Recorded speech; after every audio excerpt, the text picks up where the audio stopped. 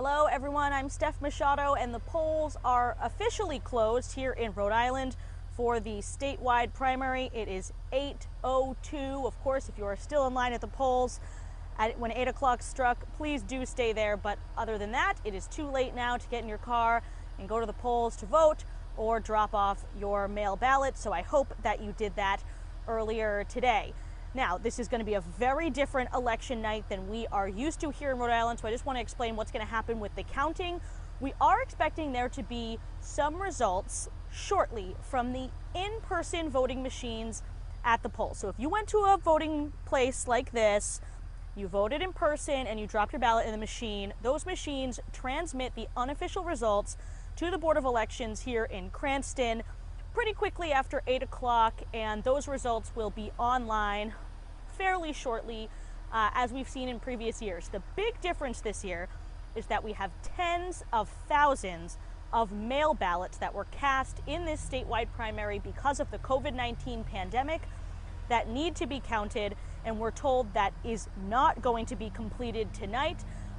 We know there's at least 33,000 mail ballots that were returned to the Board of Elections as of earlier this evening, but that does not necessarily count all of them. And in fact, I heard from the elections director in Cranston earlier today that it certainly does not include the ballot boxes, these ones right here, that were at the polling places. He told me that they will be bringing those ones to Cranston City Hall. They're going to put them in a vault, lock them up for tonight, and then they will be brought via police escort to the Board of Elections here in Cranston tomorrow morning to be counted, and that is where I am standing right now. But inside the Board of Elections right now, they are starting to feed those mail ballots through the machine and count them, and I actually want to show you over here.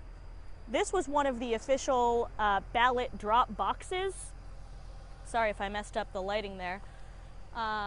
Where folks were able to drop off their mail ballots until 8 o'clock tonight. We watched Board of Elections staff members empty it out around 7:40. They took a big stack of mail ballots out and they brought them inside. We saw one voter come after 7:40, dropped off a ballot, and yes, the staff members did come back right at 8 o'clock to empty it again and take that one last ballot out to bring it inside. But according to the Board of Elections, we are not going to see mail ballot results tonight. So if you're on the Board of Elections website, you're looking for results in the races, you will see results from the in-person voting machines, but those will not be including the mail ballots, and they will also not include the early voting or emergency voting. For example, in Cranston, there were more than 1,000 people who voted in person early, and those ballots are not going to be transmitted to the Board of Elections until tomorrow morning.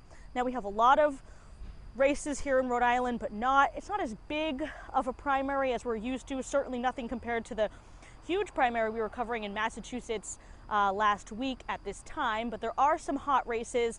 First of all, every single General Assembly seat is up for election every 2 years in the Senate and the House. Not all of them had a primary today, but there's a number of primaries that we will be closely watching. And here in the city of Cranston, we have a pretty hot, pretty competitive mayoral race, two primaries, Democratic and Republican. As you know, Mayor Alan Fung, or as you likely know if you've lived in Rhode Island for some time, that Alan Fung is the mayor of Cranston. He's been the mayor for 12 years, but is term limited this year, so he could not run for re-election, which means the seat is open, and he's a fairly popular mayor, and so he has endorsed one of the candidates, Ken Hopkins, who is a Republican and is running against Mike Farina. Both of them are city councilmen. Mike Farina is the city council president. On the Republican side, that's their primary. On the Democratic side, former city councilwoman Maria Bucci ran against Councilman Steve Stikos and comedian Adam Carbone, who you may know as the guy who dressed up as a hot dog in the Democratic debate.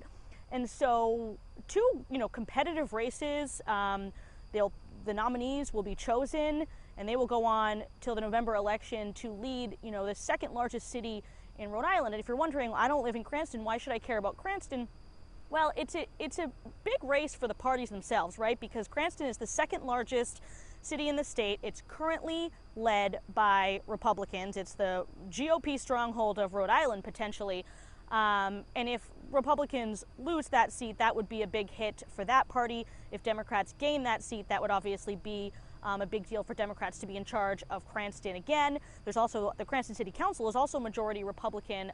We have 3 council people leaving the council to run for mayor this year, and so the council could potentially change to be Democratic-led as well. We will see what happens there. But as I mentioned, we're not expecting these results to come in tonight. We are expecting to see the in-person, on the ballot machine results. So we'll have a sense of who's in the lead tonight, but there's just been too many mail ballots cast for most of these races to be called. You know, it's very different from in prior years. You might have had 200 mail ballots cast in a race. So if someone's winning by 300 votes, you know there's 200 mail ballots out there. You can pretty safely call that race.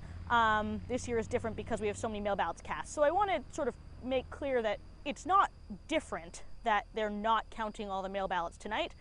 They never counted all the mail ballots on election night. We often saw the mail ballots being counted the next day. The difference here is that so many mail ballots were cast that it's going to be very difficult to call the winners tonight.